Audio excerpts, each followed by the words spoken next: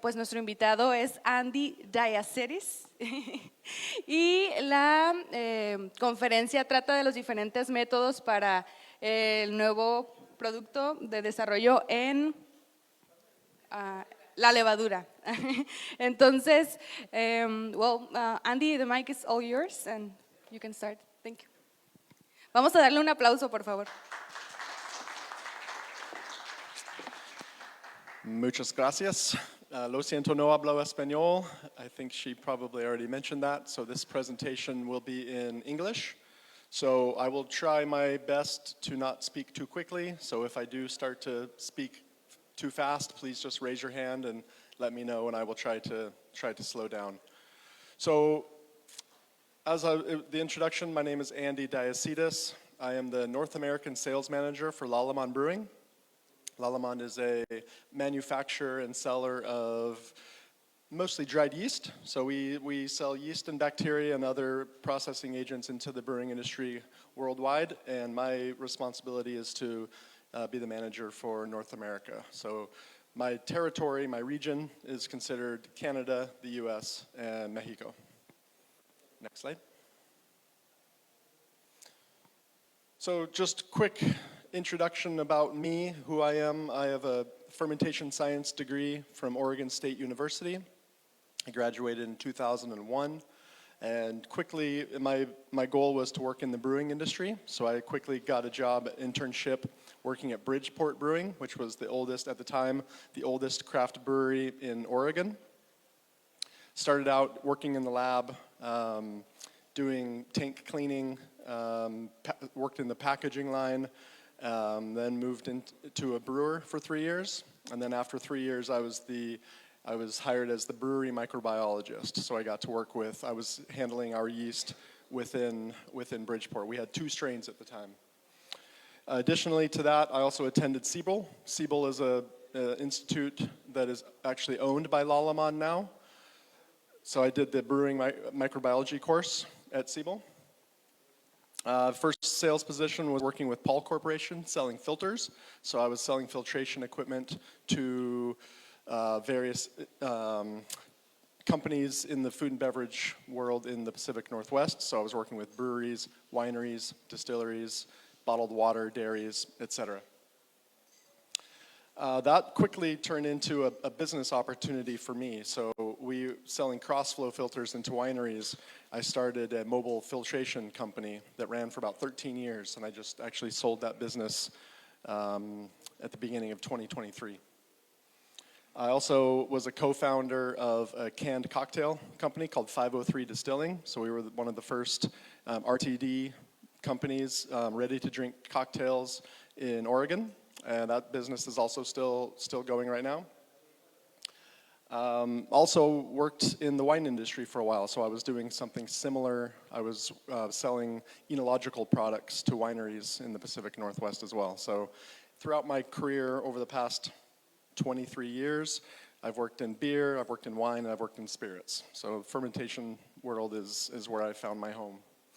And then just recently, I've been with Lallemand Brewing now for about 2 years. So my 2-year anniversary was earlier this month.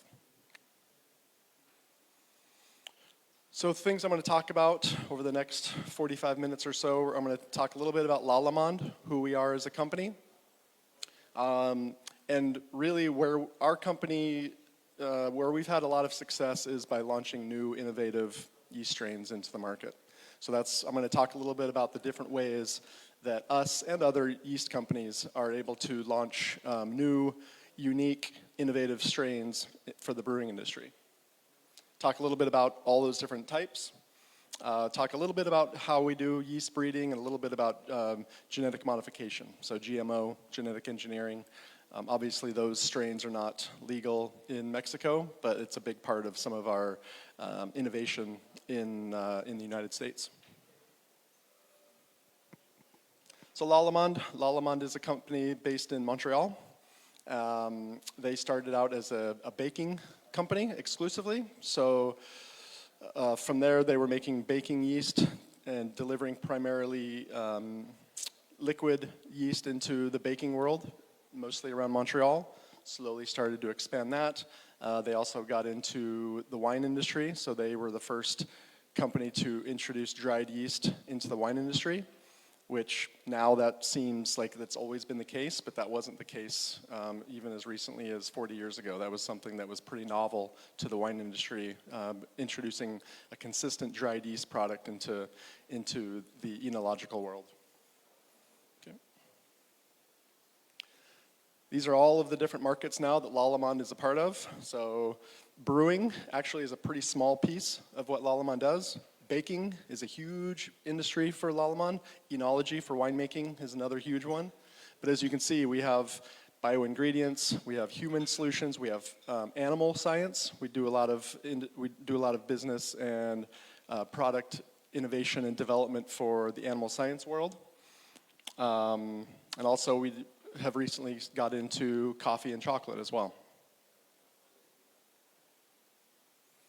So just a little bit about our culture. We've got over 5,500 strains in our collection. So that's not obviously all for brewing, that's for all of the industries. So there are a lot of strains that we don't even still know what they really do, but as we collect these, we isolate them and we put them into a deep freeze, and so that we have access to any of these strains that we can go in, and we're slowly, systematically, genetically identifying these strains. Some of these will ultimately go into the market, into these various industries, and some of them we'll have in our catalog. Okay. So as I mentioned, brewing, Lallemand Brewing is the main part of what we do, selling yeast and yeast strains into breweries. But under the Lallemand Brewing umbrella, we also have two other units within our business unit, one of which is Siebel, which I had mentioned before. So it's a brewing institute. We've been training, I think, 150 years. We just had 150th birthday. So it's a very, very old,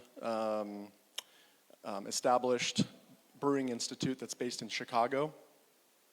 And they do everything from a full brewing diploma that can last several months to just single online courses that you can also check out and do it remotely. I know there's been a pretty good pipeline from various breweries in Mexico, so there's been a big Mexican contingent at Siebel over the years. And then AB Vickers. AB Vickers is a fining. They do fining agents and other processing aids for the beer industry as well. So carrageenan, nutrients, enzymes, things of that nature. So these are the three different components of Lallemand Brewing. Next slide. All of our production for the brewing business unit happens in Europe. So we've got our main yeast plant, which is based in Vienna, and there will be a slide coming up to show that. We also manufacture bacteria, which is in France. All of our fulfillment happens in Denmark. Our customer service is in Denmark. So we've got various places throughout Europe where our products are produced, manufactured, and then ultimately fulfilled through there. Next slide, please.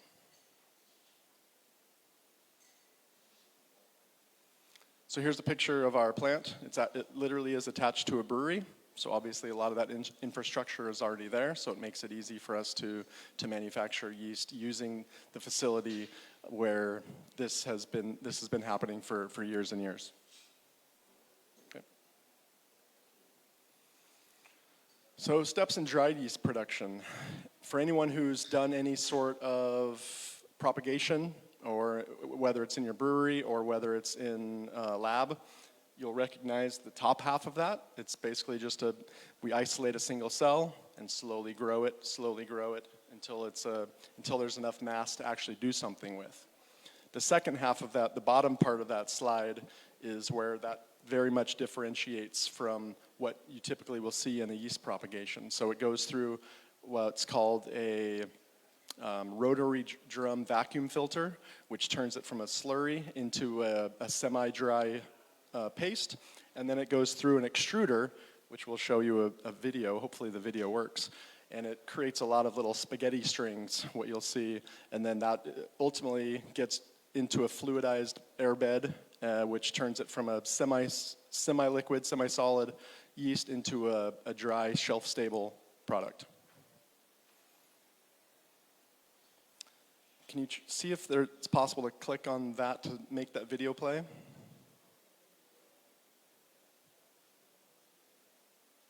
No. There should be a video on both of those. It might not work in this format. That's okay. Let's go back. I can still explain. So what's happening on this left side? That's the rotary drum vacuum filter. So that blade is just basically creating a really, really small layer of mostly dried yeast. And then from that, the conveyor takes it into the extruder. And I don't know if you guys remember the old Play-Doh machine where you squish Play-Doh through spaghetti and you create little spaghetti extrusions. That's exactly what this looks like. And on the picture, the video on the right, you can start to get a sense. If you've used dried yeast before, you can start to get a sense for what that looks like. So liquid yeast versus dried yeast. I know, at least in the US, liquid yeast was really the primary option for many years because dried yeast, quite frankly, the quality wasn't very good.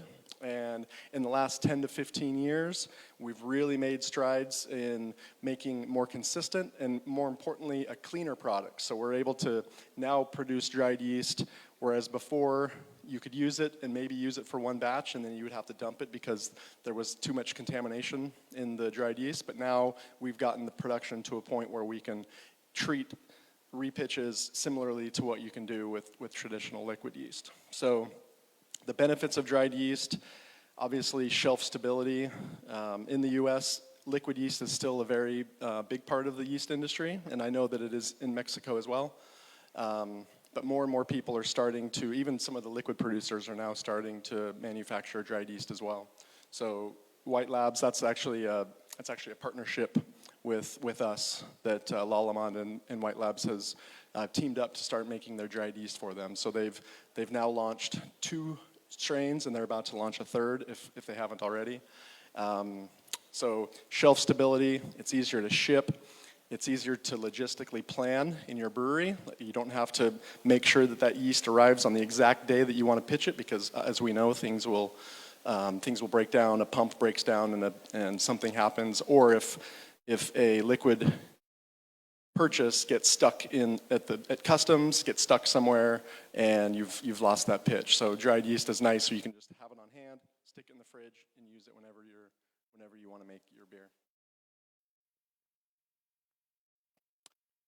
Most of these companies you're going to probably recognize. These are the primary yeast suppliers, both liquid and dry, in North America.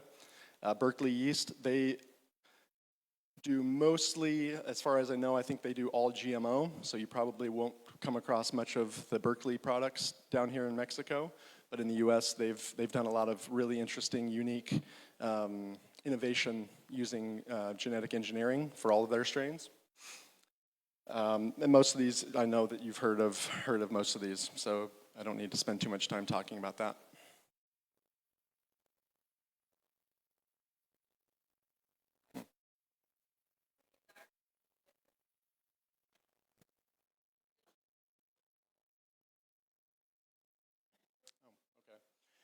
Oh, yeah, I see. So this is where I'm going to talk a little bit about what we do with Lalamond as far as new product development. So innovation is our goal. We want to come out with new innovative products that either can help solve a problem in your brewery or sometimes just add new unique flavors that we're not getting from some of the traditional yeast strains that are on the market right now. So this looks like the presentation went through a little bit of a transition.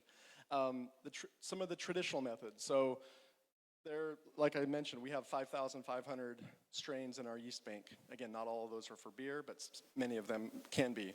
And traditional methods are just what some of these yeast companies have in their portfolio that have been around for years, if not generations, if not millennia. So there's certain strains that everybody has access to. So The benefits of that, as far as coming out with a new product, one, it's pretty easy. The yeast strains already exist. We can quickly get those to market, and it's pretty cheap. The negative part of that is that all of the different suppliers have access to these same strains. So there are certain strains that we have that every other manufacturer, every other yeast supplier that was on that previous slide, we all have access to the same things. So the problem with that is that it becomes somewhat commoditized. So someone will have essentially the same strain as somebody else, and we're just looking for the brewers are just looking for the cheaper price of those two things. So we like to try to stay away from some of those commoditized strains and come out with something that really does offer something of value to the brewery. Bioprospecting. This is a pretty cool way to come up with new strains. So there's a course, this actually came from a school, a university in Philadelphia, where every year they send their students out into the field with a swab and a little tube. They start swabbing trees, swab some bark, swab some fruit, and bring it back, isolate some yeast strains that they found out in the market,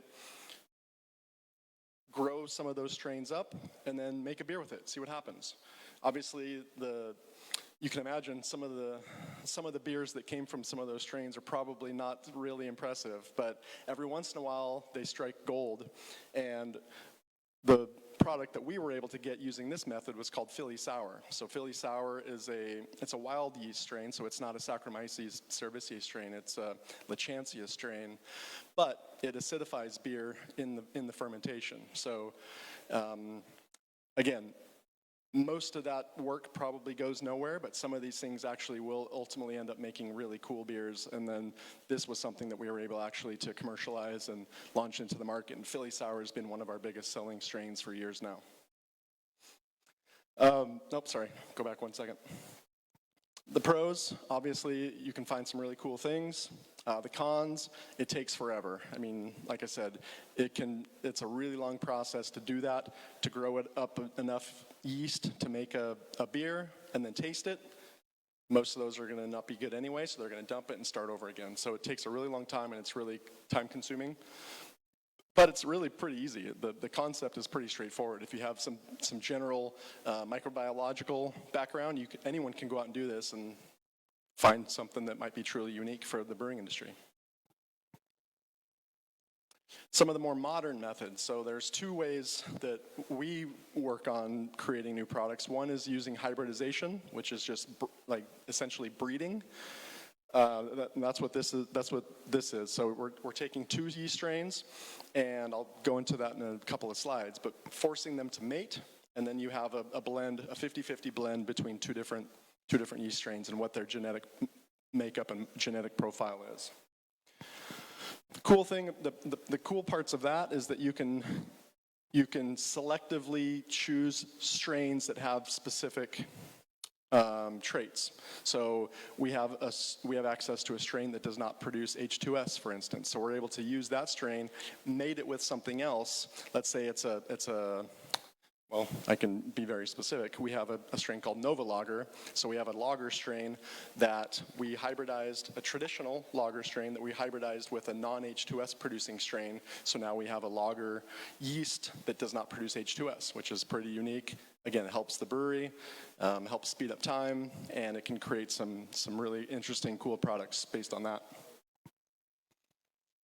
Some of the other benefits of that from a company's perspective, we're interested in this because this cannot be commoditized. This isn't something that some of our competitors could go out, they could copy this yeast strain, put it into a package, and sell the same thing. Because we were the ones that created this, we own the rights to that particular strain. So that's a really nice benefit from a commercial standpoint. There's no bureaucratic restrictions, which when I talk next about genetic modification, obviously there's a lot of potential issues introducing genetic engineered strains into the market, but this one is universal and can be used globally. The cons, it takes a lot of time and a lot of money and a lot of very specific training. Most of the people that are doing this work are people with advanced degrees, often with PhDs. So it's a little bit trickier than just going out and, let's say, going out into the field or finding something that's already in our yeast bank. Okay.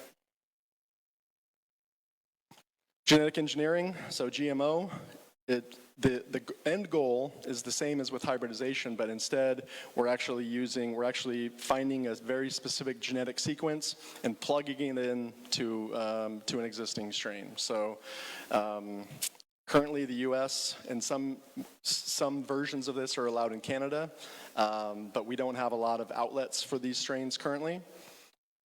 Despite that, Sourvisier, even though we can only sell it in the United States, Sourvisier is, I think, our third largest selling strain globally. So Sourvisier is a strain that was genetically modified to do something similar to what Philly Sour does, but it's a much stronger, it creates much more acid. So it's a strain that you can, if you want to make sour beers, you can make a beer in your normal process, pitch with Sourvisier in the fermenter.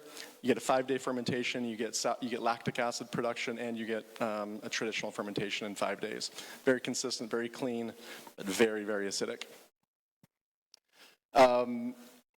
Some of the other benefits to genetic engineering is that you can really any creative thing you can think of, as long as you can find the sequence that creates whatever trait that you're looking for, whether it's flocculation or whether it's a specific flavor, you can do anything. Like the world is your oyster with this. You can kind of make any yeast strain that you want to do anything that you want it to do, as long as you have the genetic sequence to be able to do that. Cons are similar to the drawbacks of using hybridization. It's very time consuming. You need some specific training. These are basically geneticists at this point. And the other con for us, obviously, is we can only sell these products in the United States currently. And finally, it's okay. Some industry reluctance. I know that GMO, although there are plenty of industries where GMO is used almost exclusively, in the brewing industry and some of the food industries, there has been a little bit of reluctance, especially from some of the bigger companies, to incorporate a GMO. A lot of times it's just from a PR standpoint. Some breweries have a hard time. They don't want to have that battle with consumers and have to have those conversations. Okay. So this is just a little bit more detail about what I described, how I described bioprospecting. I don't know if I necessarily need to show those pictures, but it's just shows the sequence of events it has to go through. And you can imagine just the time that it takes to do that one time, just to find one strain, for that to not bear any fruit, so to speak, and then have to kind of start all over again. So I think that the courses that do this, they're really not trying to find something that is truly an innovative strain for the brewing industry. It's more of just a microbiology exercise, but sometimes it does come up with something that's really, really special and very unique. Adaptive evolution is something else that can be sort of used to sort of supercharge traditional evolution. So you can, let's say we want to make an IPA strain and we want it to perform better in really high ABVs. Let's say we're talking 9-10% ABV. A lot of strains can't do that, but we can use sort of some adaptive evolution where we force a yeast strain that we really like that can make really unique specific flavors. We can put it into a really, really high alcohol, high hopped wort, and just keep exposing this yeast strain to that same type of environment over and over and over again, and eventually it's going to start to feel comfortable, and it can actually start to do what we want it to do in that environment in a commercial standpoint. So we have some strains, particularly we have one coming down the pipeline that was done similar to that, and there will be some more information on that coming up in the next couple of months. Okay.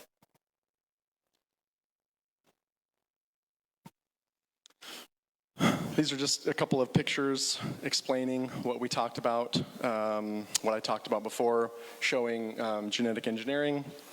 So the little orange piece is the specific genetic trait that we're looking for, and you literally just go in and plug it into, it's a lot more complicated than that, and I'm never going to claim to be a genetic engineer, but that's the layman's version for how that works. And selective breeding, again, another term for hybridization. I'll talk about that a little bit more specifically because I think that's pretty cool and my simple brain can wrap my head around that process a little bit better.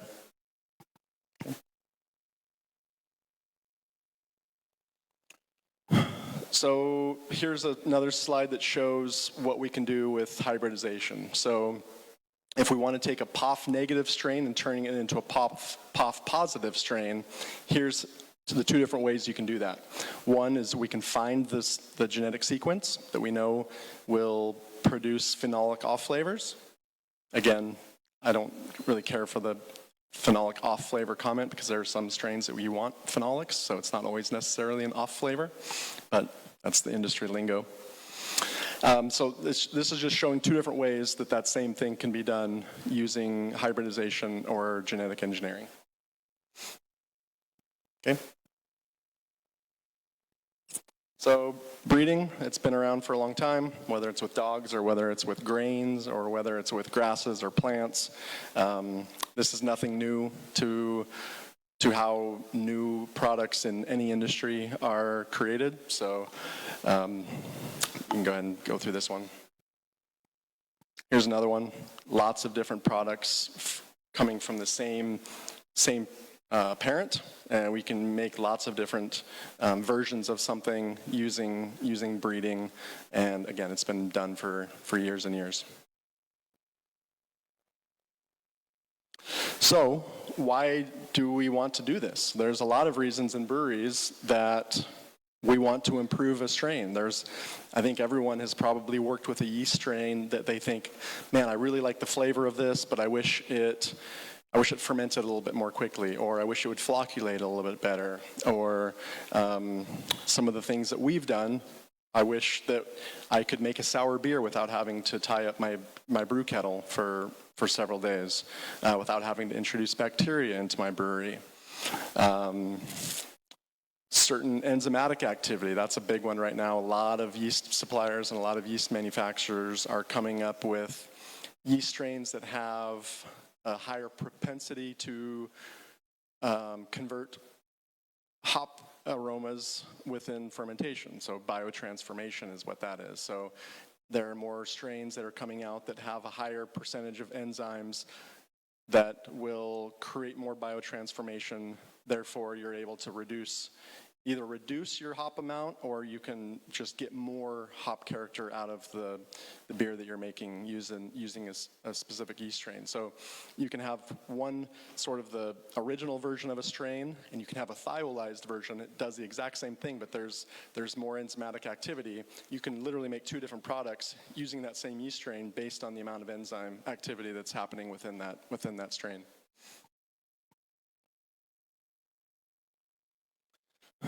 This picture isn't super helpful the way it is now, but this is a diagram of all of the yeast strains that have been introduced into the beer worlds. But there is one very specific reason I want to point something out here. This part right here is all of the lager strains. So the longer this line is, the more genetically different one strain is from the next. So you can see there's some Belgian strains, there's a lot of ale strains, there's a lot of there's wine strains even in this. But I think the important thing here is to show with all of these lager strains, there really aren't that many, is the first takeaway. The second takeaway is that you can see genetically, most of those strains are not very different from one another. There's very little genetic diversity in the existing lager strains in the industry right now. So that's one place where we've been able to create some products, a new product, the Nova Lager that I was mentioning earlier, by using hybridization to create something that is genetically quite a bit different than that. Ours hasn't been categorized in this diagram yet, but genetically it is quite a bit different than all of the other lager strains that are currently available and in the market right now. Okay, so I'm going to go a little bit more into hybridization. Go ahead. Is there a picture on there? Nope, okay. So As most of us know, the way that yeast reproduces, it creates a yeast cell will create a daughter cell from a bud. And so what happens with yeast reproduction is you have a daughter cell that's exactly the same as what the mother was, right? So there's no way for that, the genetics in that to change other than through mutation. But traditional yeast reproduction, you've got a mother cell, and then there will be a daughter cell that splits off from that that's the exact same, it's an exact replica of what the mother cell was. Yeast does not mate sexually like dogs do, for instance, but, next slide please. The picture helps here, but I'm not sure why the picture didn't come through. Basically, if you sort of abuse yeast cells, they will sporulate, and a spore version of yeast can actually mate and reproduce sexually. So that's how we're able to create hybridized yeast products by limiting their nitrogen, limiting their nutrition, limiting the things that they like to do to reproduce the way that they want to do. So if you give them some bad environment, you can force them to sporulate, and at that point you can actually manipulate them and force them to reproduce sexually. So this is a unit that is used to do this, and the picture on the bottom right-hand corner, this thing is basically almost like a video game. It's got joysticks, and it's got tiny microscopic needles where you're literally pushing yeast cells from, you know that one yeast cell is one parent, and you want them to mate with another one that's a parent. You literally push those two together. And the next slide, please. And this is what happens. So we've got the spore pair, which are the two parents. We push them close together, schmooing, that is actually a word. And basically those two, they're drawn together. They fuse, and then they mate, and then what you end up with is a hybrid 50-50 version of those two parents. So instead of the traditional non-sexual budding, which is 100% exactly the same as the parent, this way we're able to create a 50-50 genetic blend between the two strains that we've decided that we want to try to mate and bring together. Okay. These are a few of the examples that we have out here. And again, there's functional reasons for these strains. And these are not strains that you're going to find anywhere else because we created these and we were able to basically own these strains. Farmhouse is a STA negative Saison strain. So if you don't want to bring a Diastaticus strain into your brewery, you can now make a Saison that makes a true Saison character, true Saison flavor, but it's STA negative. So you're not having to worry about cross-contaminating other strains within your brewery. Nova Lager, that is the H2S negative lager strain. And then the most recent launch that we have is called Lona, which was hybridized, a true Saccharomyces cerevisiae strain that was hybridized with a strain that does not ferment maltose. So it's a maltose negative Saccharomyces strain that is used for making non-alcohol beers. So with this, there's no need for distillation. There's no need for any processing on the back end. You can actually make a beer down to 0.5% ABV just by looking at your mash temperature and using this maltose negative strain. The other nice aspect of this strain versus some of the others that are on the market is that this is POF negative, so there's no phenolic off flavors with this strain. So it's a true Saccharomyces strain. It doesn't produce maltose, and it's POF negative, which is the only strain that's out there that's able to do that currently. Genetic engineering, how it works, I don't really know. I'm just the layman version of what I described earlier. You take a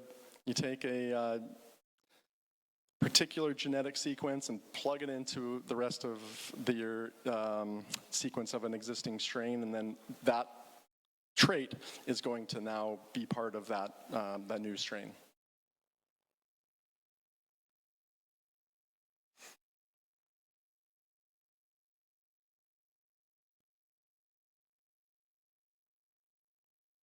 And here's just some more of the terminology that's used.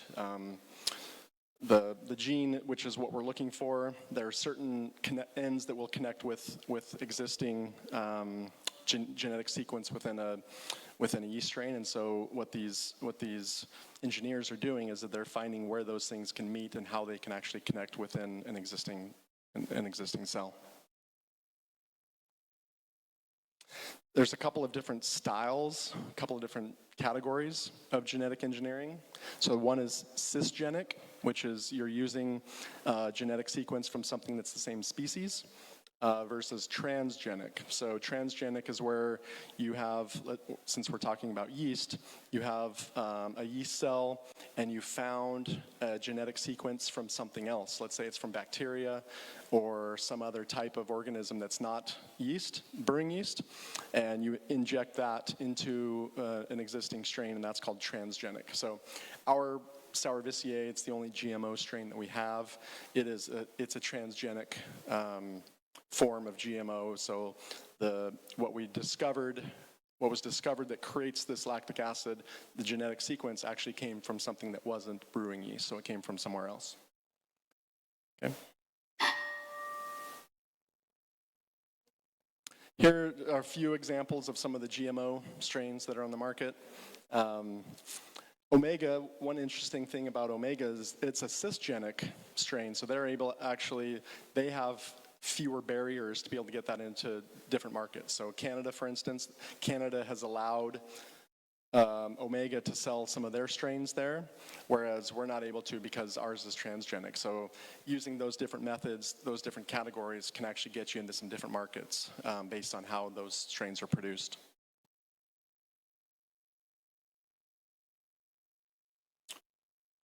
So the purpose of this slide is just to show, okay, we have two different strains that came from two different things that essentially do the same thing. So if we're chatting about wanting to make a sour beer, I could say, okay, we have two strains that make sour beer, right?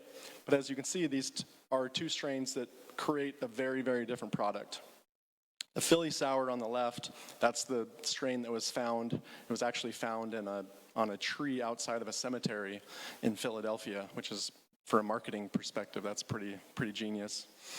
But as you can see, there's a lot more complexity in the Philly Sour beers, whereas the Sourvisier is creating a very, very neutral, just lactic acid throat punch.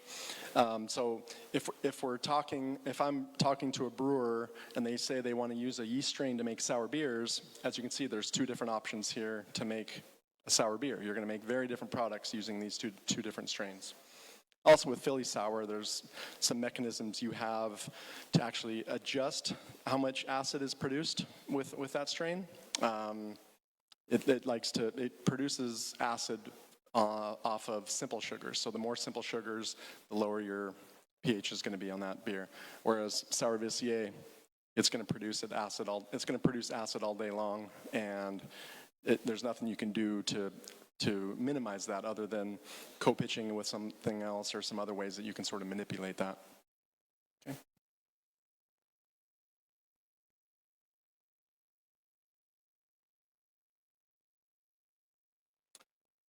So same thing here. These are two different lager strains. So if you're making a lager strain, or if you're making a lager beer, depending on what style of beer you want to make, we can have a conversation, and we would recommend something different based on what it is you're trying to do, what it is you're trying to accomplish. So Diamond, which is on the left side, that's just a classic traditional German lager strain, whereas the yeast on the right is the Nova lager. As you can see from the flavor wheel, from the flavor profile, you can make very different beers between these two different strains based on what it is you want to do.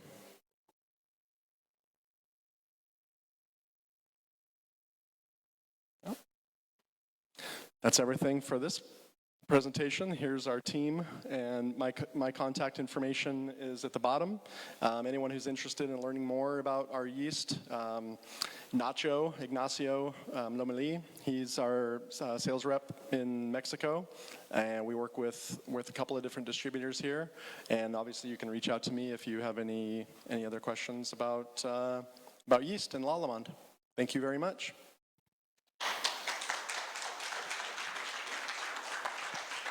Any questions? Okay. Gracias.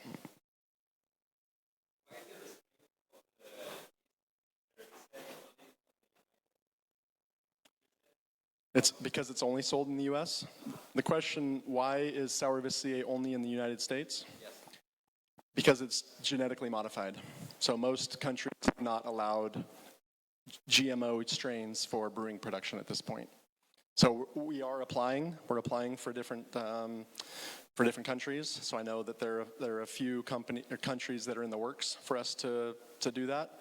But as it is now, Mexico, for instance, does not allow GMO for brewing.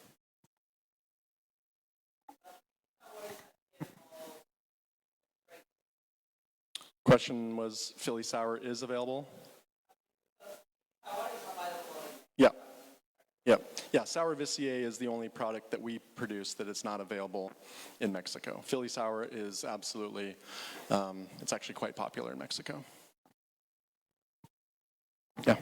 You mentioned, just general question on your product, you mentioned throughout your presentation, you talked about lagers and sours. I've never used Lallemand. Do you have also like ale yeast available? Yeah, okay. Yeah, we have, our catalog now, that actually brings up a good point, sort of the history of dried yeast, at least with Lallemand. First drawback was the product just wasn't very good, wasn't very clean, and also we only had 3 or 4 different strains early on. At this point now, we've got 16, 17 strains, so we've got IPA strains, we've got traditional British strains, quite a list at this point. And we're trying to come out with 1 new strain every year, and so far we've been able to do that. Yep. Yeah, I was talking mostly about some of the innovative stuff that we have in the market that doesn't exist elsewhere. But we have a lot of the other strains that are pretty ubiquitous from other suppliers.